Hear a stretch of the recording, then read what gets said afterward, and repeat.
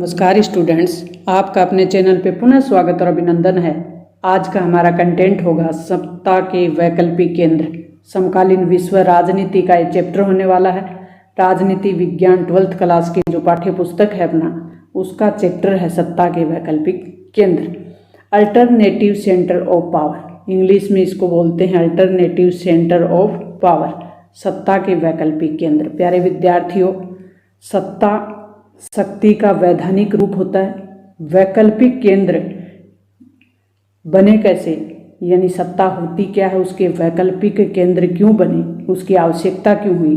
तो वाट और वाई को अगर क्लियर कर लिया तो आपका सक्सेस, सफलता की जो चाबी है वो आपके हाथ लग सकती है। आसियान क्या है, सबसे बड़ा कॉन्सेप्ट अपना ये होने वाला है कि आसियान क्या है। यूरोपीय संगठन और मार्शल योजना हमने समझ ली और ये आपके लिए सरल और सहज तरीके से समझाकर कॉन्सेप्ट डाला हुआ है। अगला जो अपना पार्ट होगा उसमें चीन और जापान एक आर्थिक ताकत के रूप में कैसे उभरते हैं, इसकी कहानी और कॉन्सेप्ट को क्लियर करेंगे। तो प्यारे विद्यार्थियों, आपका एक भी कॉन्सेप्ट बचेगा नहीं, हर कॉन्सेप्ट आपका क्लियर होगा। लेकिन प्यारे विद्यार्थियों, आपको रटने पे ध्यान नहीं देना है, समझने पे ध्यान देना है। वाट और वाई को क्लियर करना है। वाट मतलब क्या, वाई मतलब क्यों। कोई भी चीज़ है तो वो क्या है और हो रही है तो क्यों हो रही है, ये समझना है आपको। तो पिछले अध्याय में हमने जाना था, दूसरा जो अध्याय माने या अब की बार हमारा पहला अध्याय है नए सिलेबस के अकॉर्डिंग, क्योंकि पहला चैप्टर हमारा कट गया है, हटा दिया गया है। तो पिछले अध्याय में हमने पढ़ा था कि 1991 में सोवियत संघ का विघटन हो जाता है और अमेरिका एकमात्र महाशक्ति बनकर पूरे विश्व में उसका वर्चस्व स्थापित हो जाता है। 1945 से लेकर 1991 तक अमेरिका और सोवियत संघ पूरे विश्व को दो ध्रुवों में बांट रखा था। 1991 में एक ध्रुव कमजोर पड़ जाता है और एकमात्र महाशक्ति अमेरिका बचता है। तो इस महाशक्ति को का वर्चस्व पूरे विश्व में स्थापित हो जाता है। इस अध्याय में हम जानेंगे कि सत्ता के वैकल्पिक केंद्र इस महाशक्ति के वर्चस्व को किस प्रकार चुनौती दे रहे हैं। तो शीत युद्ध के बाद सोवियत संघ, यानी सोवियत संघ के विघटन के बाद यूरोपीय संघ, यूरोप महाद्वीप के 27 देशों का आसियान और चीन अमेरिकी वर्चस्व को देने के लिए एक आर्थिक ताकत के रूप में उभरते हैं और इन्हीं को कहते हैं सत्ता के वैकल्पिक केंद्र। मार्शल योजना और यूरोपीय संघ के बनने की कहानी, कॉन्सेप्ट पूरा क्लियर करके डाला हुआ है। आपकी लिए PDF डिस्क्रिप्शन बॉक्स में मिलेगी, आप वहां से डाउनलोड करके पढ़ सकते हैं। पर प्यारे विद्यार्थियों, आपको रटने पे ध्यान नहीं देना है, समझने पे ध्यान देना। सबसे पहले आप कॉन्सेप्ट को समझ लें, उसके बाद आप चाहे BA करें, चाहे आप IAS की एग्ज़ाम दें, किसी भी एग्ज़ाम को क्लियर करें, बिल्कुल आप क्लियर कर सकते हैं। नहीं तो आपको फिर पुनः NCERT उठानी पड़ेगी, फिर से NCERT को समझना पड़ेगा। तो क्यों न हम 12th के साथ साथ ही समझ लें, ताकि NCERT भी क्लियर हो जाए और हमारी एग्ज़ाम में भी अच्छे मार्क्स मिल जाएं। तो प्यारे विद्यार्थियों, सभी का सपना होता है कि हमारे मार्क्स अच्छे आएँ ताकि अच्छी कॉलेज मिले, अच्छा जॉब मिले। तो अब हम समझ लेते हैं कि सत्ता के नए केंद्रों का मतलब क्या होता है। तो उन देशों और संगठनों से है सत्ता के वैकल्पिक केंद्र, या नए केंद्र का मतलब उन देशों और उनके संगठनों से है जो भविष्य में एक महाशक्ति बन सकते हैं और वर्तमान में विश्व व्यवस्था में अपनी महत्वपूर्ण भूमिका निभा रहे हैं। सत्ता के वैकल्पिक केंद्र से अभिप्राय क्या होता है। तो सोवियत संघ के विभाजन के बाद विश्व में अमेरिका का वर्चस्व कायम हो गया और कुछ देशों के संगठनों का उदय सत्ता के वैकल्पिक केंद्र के रूप में हुआ। जैसा कि हमने यूरोपीय संघ, आसियान, जापान, चीन जैसी आर्थिक ताकतों के बारे में पढ़ा है। ये संगठन अमेरिकी प्रभुत्व को सीमित करेंगे, क्योंकि ये संगठन है, ये राजनीतिक और आर्थिक रूप से शक्तिशाली हो रहे हैं। तो ये सत्ता के वैकल्पिक केंद्र के रूप में उभर रहे हैं। तो ये अमेरिकी शक्ति को सीमित करेंगे, वर्चस्व के लिए चुनौती पैदा कर रहे हैं। क्षेत्रीय संगठन क्षेत्रीय सहयोग को बढ़ावा देते हैं। क्षेत्रीय संगठन बनते क्यों हैं, आपस में सहयोग कर सकें, क्षेत्रीय सहयोग को बढ़ावा दे सकें, आर्थिक गतिविधियों इनकी आपस में मिलजुल कर अर्थव्यवस्था को मजबूत कर सकें। क्षेत्रीय संगठन सदस्य देश आर्थिक उन्नति की अधिक आशा करते हैं। क्षेत्रीय संगठन आकार में छोटे होते हैं तो उनके सदस्य आपस में जल्दी एक होने की भावना भी उनमें मजबूत हो जाती है। आसियान है क्या? सबसे मजबूत कॉन्सेप्ट तो अपना ये है कि आसियान क्या है। इसका पूरा नाम भी पूछ लिया जाता है तो दक्षिण और पूर्व एशियाई राष्ट्रों का संगठन है। महाद्वीप कौन सा है? एशिया। एशिया महाद्वीप का कौन सा हिस्सा है? दक्षिण और पूर्व। इंग्लिश में देख लेते हैं, association of south east Asian nation. इसकी स्थापना 8 अगस्त 1967 को 5 देशों ने मिलकर की थी। समय कौन सा था? 8 अगस्त 1967। Indonesia, Malaysia, Philippines, Singapore, Thailand, इन 5 देशों ने बैकॉक घोषणा पत्र पर हस्ताक्षर किए और आसियान की स्थापना की। अब ये 5 देश पूछ लिए जाते हैं कि शुरू में जो संस्थापक देश थे उनमें से कौन सा देश शामिल नहीं है, कौन से देश हैं, उनके नाम लिखिए। तो मैं शपथ लेता हूँ, देता नहीं, शपथ ली जाती है, दी नहीं जाती। एम का मतलब मलेशिया, ई का मतलब इंडोनेशिया, एस का मतलब सिंगापुर, पी का मतलब फिलीपींस और थाईलैंड का मतलब TH। मैं शपथ लेता हूँ। प्यारे विद्यार्थियों, आपको समझ में आ गया होगा 5 देशों के नाम। अब 10 देश हैं वर्तमान में आसियान के। तो आसियान क्या है? दक्षिण पूर्व एशियाई राष्ट्रों का एक संगठन है जिसमें 10 देश हैं दक्षिण पूर्व एशिया के, और यह आर्थिक विकास और समृद्धि को बढ़ावा देने के लिए, शांति और स्थिरता को कायम करने के लिए कार्य कर रहे हैं। और इनका मुख्यालय है वो है इंडोनेशिया की राजधानी जकार्ता में। तो आसियान की स्थापना याद हो गई 8 अगस्त 1967 को बैकॉक थाईलैंड में। आसियान क्या है? Association of south east Asian nation. ASEAN के कुल कितने देश हैं? 10 देश हैं। 10 देशों में कौन कौन से हैं? Brunei, Darussalam, Cambodia, Indonesia, Laos, Malaysia, Myanmar, Philippines, Singapore और थाईलैंड और वियतनाम। ये 10 देश हैं और 10 देशों को मिलाकर कौन से? दक्षिणी पूर्वी एशिया के क्या बनाया गया है? आसियान। अब इसको मानचित्र के माध्यम से और एक सरल सी ट्रिक के माध्यम से याद करेंगे हम। 10 देश कौन से हैं उसकी सरल ट्रिक है MBBS की टीवी क्लिप। बड़ी ही सरल ट्रिक बनाई है मैंने आपके लिए। थाईलैंड, T से थाईलैंड, V से वियतनाम यानी टीवी, C से कंबोडिया, L से लाओस, I से इंडोनेशिया यानी क्लिप, F से फिलीपींस, P से हो गई Philippines, M Malaysia, B Burma, B Brunei, MBBS, S का मतलब सिंगापुर। आसियान क्या है ये हमने देख लिया। इसका कार्य क्या है?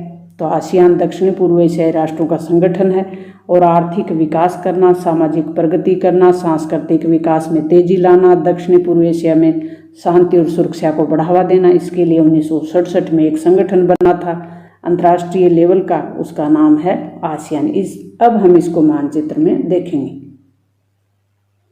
ये वर्ल्ड मैप आपके सामने है। जैसा कि हमने वैसे द्विध्रुवीयता का अंत भी आपके मैप के माध्यम से सरल कॉन्सेप्ट करके डाला हुआ है। अगर आपने वो नहीं देखा तो मोटा मोटा एक बार और आपको मैं बता देती हूँ कि अमेरिका, USA और USSR दूसरे विश्व युद्ध के समय दोनों एक साथ ही मिलके लड़ रहे थे दूरी राष्ट्रों से, यानी मित्र राष्ट्र थे।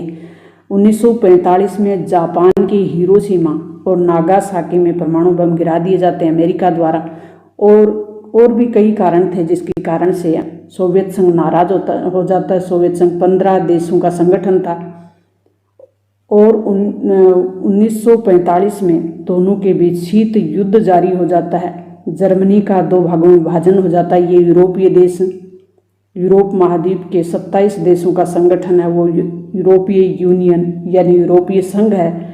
आपस में इनमें शीत युद्ध जारी होता है और वो शीत युद्ध 1945 से 1991 तक जारी रहता है, यानी लगभग 45 वर्ष तक जारी रहता है। तो उस समय सत्ता के वैकल्पिक केंद्र ये दोनों थे। सत्ता के वैकल्पिक केंद्र नहीं थे, मतलब सत्ता के मेन केंद्र थे। पूरा विश्व दो ध्रुवों में बटा हुआ था। ये प्रथम दुनिया और ये द्वितीय दुनिया कहलाती थी। और इस ध्रुव के 1991 में कमज़ोर होकर टूट जाना, अब सत्ता का एक ही ध्रुव बचा था, वो था अमेरिका। और अमेरिकी वर्चस्व पूरे विश्व में कायम हो गया था। इस वर्चस्व को चुनौती देने के लिए हमने देखा कि यूरोपीय यूनियन बना, 27 देशों का संगठन यूरोप महाद्वीप का। ये प्यारे विद्यार्थियों, आपको भारत विश्व के मानचित्र में नज़र आ रहा होगा। और ये उत्तर दिशा है, यानी नॉर्थ, ये साउथ, ये ईस्ट और ये वेस्ट। अब जो एशिया महाद्वीप है, ये एशिया महाद्वीप है प्यारे विद्यार्थियों, ये एशिया महाद्वीप है। और एशिया महाद्वीप का जो दक्षिणी भाग है, साउथ का ये है और ईस्ट ये है। तो आप देख सकते हैं दक्षिणी पूर्वी जो देश हैं, ये वाले देश हैं भारत के दक्षिणी पूर्व के, ये देश कहलाते हैं आसियान। ये 10 देशों ने मिलकर एक ग्रुप बनाया है, उन देशों का नाम है आसियान। किसी भी देश के एक शक्तिशाली या किसी भी संगठन के शक्तिशाली होने के पीछे मुख्य जो कारण है वो होती है जियोग्राफी, उसकी भूगोल, जियोग्राफी, उसकी इकोनॉमी और उसकी पॉलिटी। तो ये जियोग्राफिक रूप से समुद्र में स्थित है, इनका व्यापार आसानी से हो सकता है, सस्ता व्यापार हो सकता है, आयात और निर्यात दोनों ही सस्ते हो सकते हैं। अब भारत के लिए भी ये देश क्यों महत्वपूर्ण है ये भी देखेंगे हम। तो भारत के इधर हिंद महासागर है और ये बंगाल की खाड़ी है, और तो ये बंगाल की खाड़ी, हिंद महासागर, प्रशांत महासागर, दक्षिणी चीन सागर, इन सब से टच होने वाले देश हैं। तो भारत के लिए क्यों महत्वपूर्ण है? क्या भारत इसका सदस्य देश है? नहीं है तो कारण क्या है? तो आप इतना तो देख पा रहे हैं कि भारत कहाँ स्थित है। भारत के पड़ोस पूर्व से लेकर दक्षिणी पूर्व में ये फैले हुए हैं।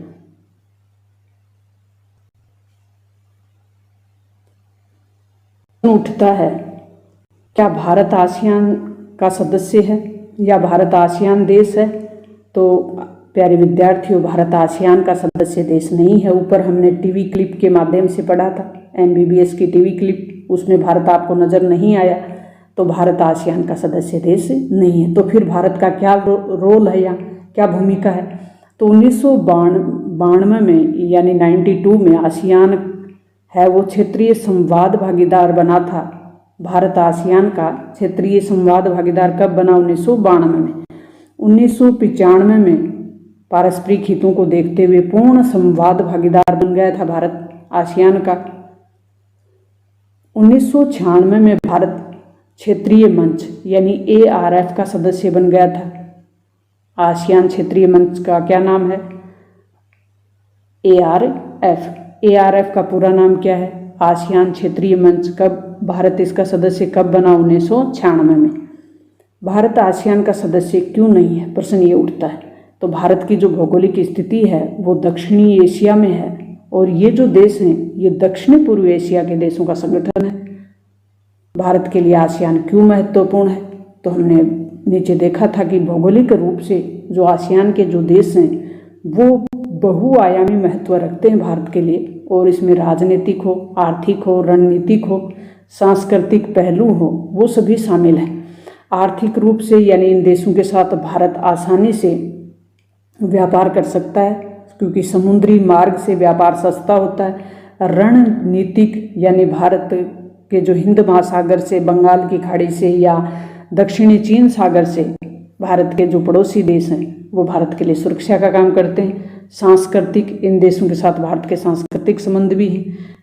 भारत आसियान भारत के लिए क्यों महत्वपूर्ण है ये हमने देख ली। दूसरा कारण ये भी है कि भारत की विदेश नीति में आसियान केंद्रीय भूमिका निभाता है, और भारत की एक एक्ट ईस्ट पॉलिसी है, पूर्व की ओर देखो की जो नीति है 1991 के बाद ये प्रतिपादित की थी, पूर्व की ओर देखो, पूर्व की ओर देखो इस नीति को बाद में एक्ट ईस्ट नीति में बदल दिया था 2014 में। तो पूर्व की ओर देखो नीति और इंडो पैसिफिक जो विजन है भारत का, उसका भी मेन स्तंभ है आसियान से भारत को क्या लाभ है। तो आसियान क्षेत्र में शांति और सुरक्षा और समान हितों को साझा करते हैं भारत के साथ ये। तो भारत का जो हिंद महासागर से लगने वाला क्षेत्र है, प्रशांत महासागर से लगने वाला क्षेत्र है, रणनीतिक रूप से महत्वपूर्ण है और आसियान भारत का चौथा सबसे बड़ा व्यापारिक भागीदार भी है। और आसियान के साथ भारत का अनुमानित जो व्यापार है वो 10.6% है। आसियान प्लस क्या है? तो आसियान प्लस में आसियान के 10 देश प्लस 3 देश हैं, उनको कहते हैं आसियान प्लस। अब ये 3 देश कौन से हैं और ये मंच साझा करते हैं ये देश, यानी आसियान 10 प्लस 3 यानी 13 देश मिलकर। अब 3 देश कौन से हैं? 3 पूर्वी एशियाई देश हैं, जैसे चीन, जापान और दक्षिणी कोरिया। मध्य इनके बीच सामंजस्य है और ये अपने जो हित हैं उनके लिए कार्य करते हैं। आपस में मिलकर सरकारी नेता, मंत्री, वरिष्ठ अधिकारी आपस में जो भी समस्या वाले मुद्दे या सहयोग वाले जो मुद्दे होते हैं उन पे बैठ के चर्चा करते हैं। आसियान के शक्तिशाली बनने के इसके स्तंभ कौन से हैं? तो इसका सुरक्षा समुदाय है जो क्षेत्रीय विवादों को बातचीत से हल करने में विश्वास करता है और ये एक दूसरे पे सैन्य कार्रवाई नहीं करते। आसियान आर्थिक समुदाय है और ये सभी देश आर्थिक समुदाय है, वो काम करता है कि आपस में देश आर्थिक रूप से काम करें, मिलजुल कर, सामाजिक रूप से कार्य करें। सामाजिक सांस्कृतिक समुदाय भी है, ये भी आपसी विवाद हैं उनको बातचीत के माध्यम से, सहयोग के माध्यम से सुलझाने के लिए कार्य करता है। आसियान शैली क्या है? ये भी मोस्ट इम्पोर्टेंट है। तो आसियान के जो सदस्य देश हैं उनकी अनौपचारिक यानी औपचारिकता नहीं, वास्तविक रूप से ये उसके लिए काम करते हैं और वास्तविक रूप से कामकाज करने की जो शैली है उसी को कहते हैं आसियान शैली। और ये जो शैली है ये सहयोगात्मक और टकराव रहित मेल मिलाप के लिए काम करती है और एक नया उदाहरण भी ये पेश करते हैं और इसी को कहते हैं आसियान शैली। आसियान एक बहुमुखी भूमिका को निभाने वाला संगठन है। आसियान तेजी से बढ़ता हुआ एक महत्वपूर्ण क्षेत्रीय संगठन है। या कहें कि आसियान की जो प्रासंगिकता है वो इसकी तेजी से बढ़ते हुए जो आर्थिक ताकत है उसको दर्शाती है। तो आसियान तेजी से बढ़ता हुआ एक संगठन है, क्षेत्रीय संगठन है और ये टकराव की जगह बातचीत को महत्व देने पर बल देता है। और यही कारण है कि आसियान सार्क से मजबूत है और सार्क सफल नहीं हुआ, ये अगले चैप्टर में पढ़ेंगे। और आसियान एक ताकत के रूप में उभरा तो इसके जो देश हैं उनमें टकराव रहित वातावरण बनाए रखने पे बातचीत होती है और इनकी नियमित बैठक होती है। जबकि जो सार्क है वो भारत के पड़ोसी देशों का है और उनके बीच विश्वास बना रहता है, वो आपस में बैठकर बातचीत नहीं कर पाते। तो वो अगले चैप्टर में हम देखेंगे कि क्या कारण है कि आसियान एक तेजी से बढ़ती हुई आर्थिक ताकत बनी जबकि सार्क है वो नहीं बन पाया। ये एशिया का एकमात्र ऐसा क्षेत्रीय संगठन है जो एशियाई देशों और विश्व शक्तियों को राजनीतिक और सुरक्षा मामलों पर चर्चा करने के लिए एक राजनीतिक जो मंच है वो उपलब्ध कराता है। तो आसियान की आर्थिक ताकत उसकी प्रासंगिकता को बताती है। तो इसके लिए ये संस्थाएं भी काम करती हैं। वो कौन कौन सी हैं? विदेश मंत्रियों का सम्मेलन होता है, सचिवालय है इसका खुद का, आसियान का सुरक्षा समुदाय बना हुआ है, आसियान का क्षेत्रीय सुरक्षा मंच भी बना हुआ है, आसियान का आर्थिक समुदाय भी बना हुआ है, आसियान का सामाजिक सांस्कृतिक समुदाय। ये सभी संस्थाएं हैं जो मिलकर आसियान को एक ताकत बनाते हैं। इन संस्थाओं के माध्यम से आसियान और अधिक शक्तिशाली बनने का प्रयास कर रहा है और एक महत्वपूर्ण सत्ता के वैकल्पिक केंद्र के रूप में भूमिका निभा रहा है। प्यारे विद्यार्थियों, मैंने बड़े ही सरल और सहज तरीके से और मानचित्र के माध्यम से कॉन्सेप्ट को समझाने का प्रयास किया है। मुझे उम्मीद ही नहीं, पूरा विश्वास है कि आज के बाद आपको आसियान दोबारा पढ़ने की ज़रूरत नहीं पड़ेगी। प्यारे विद्यार्थियों, ये समझने के बाद एक बार अपनी बुक में पढ़ लेना, बिल्कुल आपको क्लियर हो जाएगा।